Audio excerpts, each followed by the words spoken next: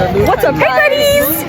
What's up, gamers? Hi! Hi, y'all! A little bit of lights. Hey guys, welcome back to my YouTube channel. Today we are at the Big Show main entrance to check out the Ringling Museum in Sarasota, Florida. Can we talk about this? Like, he looks like a really bad dude. Walkers with very tall pants. Alright, so we decided to take a seat because we've been exploring so much. Oh my god. And then they're trying to fit in the clown car. Indifferent. How do you feel about our vlog? So here we have a king.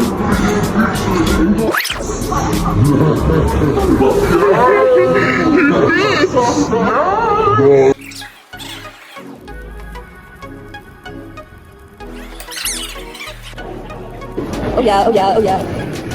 So obviously they were not very ethical in their practices because of comedy like this, where the funniest bit was them just like hurting each other and themselves for other people. This is an exhibit dedicated to Kelly, one of the most famous clowns, who portrayed a character known as Earring Billy. In a way, he sort of symbolized pathos, you know, like, oh my gosh, circus animals, it's in your hands.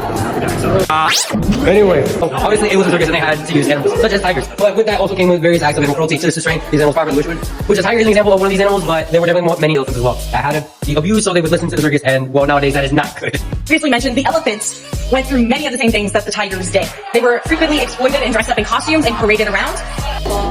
I don't think he's into it.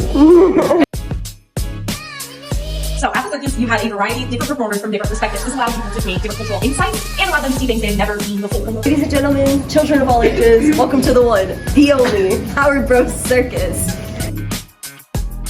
This model measures over 38,000 feet.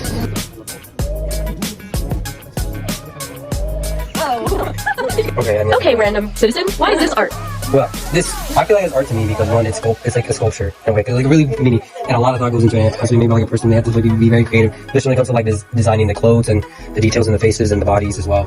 I think this artwork as a whole isn't quite outdated. It's really relevant. A lot of people come and see, they love learning about the history of the circus, and I think having these miniature models that have been sculpted is a really wonderful way to sort of give a presentation of just how big it is. And people in the sky, I saw aliens. So look at this beautiful view that we can see from our elevator. It's so nice, and you can actually read it here. Whoa! They actually have some on the walls. Oh, that's so great. I love these people. Those are That's very creepy. And then we're back to the view, and let's see if Remus is waiting for us. Remus is waiting! Yay!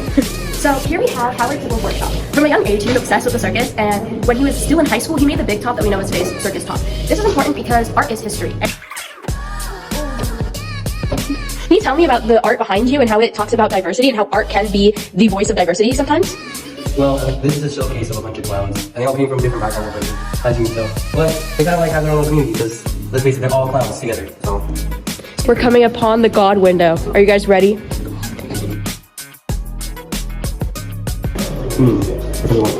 That one. Yeah. Push, push, push. Push him off the plank. Alright, so we're going to be taking a little bit of a museum break from all the amazing knowledge that we've curated into our brains, and we're going to go up there to the Starbucks. This is what we got. Well, just me. You're in the wild! Oh my god, oh my god, oh my god! Bro, no one else dressed up. Oh my god, are we a clown at the circus?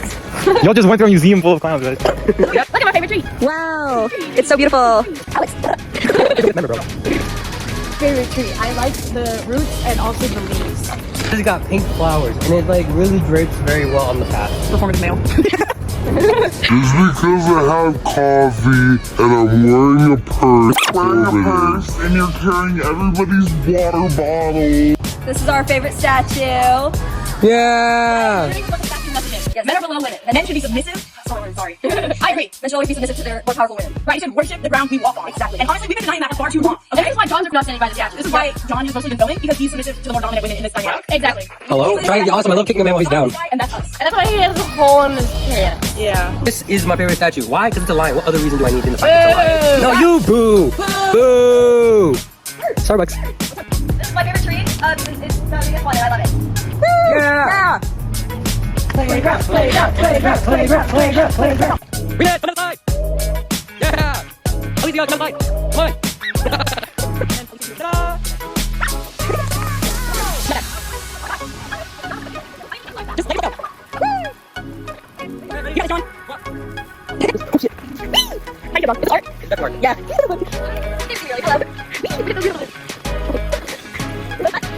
We went to the art art gallery, and then we saw this sculpture of a very fuzzy baby, kind of like a baby covered in like fuzz from dandelions. And we were like, okay, that's interesting. Let's go look at something else. That's actually really cool.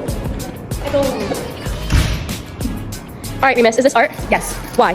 Because it's really pretty, and the sun sometimes comes right up there and it shines in, and I don't know if I actually don't know if it's art so much as a place to kind of say it, but I think it's really pretty anyways. And to me, anything beautiful is art. Architecture is art. This is a wonderful piece of architecture. Look at these columns. It displays both classical and modern forms of architecture. It's a really nice, not quite juxtaposition, but really nice collaboration. You know, it also has symmetry and shapes, Symmetry is, which can make you feel things. it is symmetrical at all angles. There are like 1, 2, 3, 4, at least 4. There's two emotions I feel when I'm in here. It's uncanny, but also at a sense of peace. It's very pretty. This is the exact middle. There's a lot of geometry that goes into it, but a lot of art uses geometry.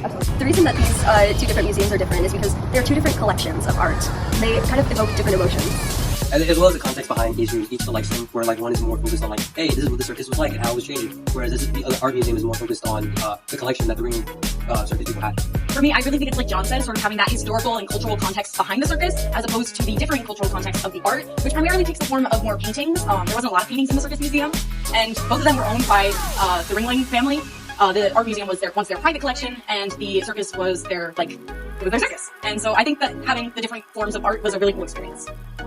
Alright guys, thank you for coming on our tour of the Ringling Museum. It was a wonderful experience. It was great to have you all here. I love seeing all of it. It was really just a beautiful experience all around. Yeah, it was super fun, and we got to learn a lot more about art.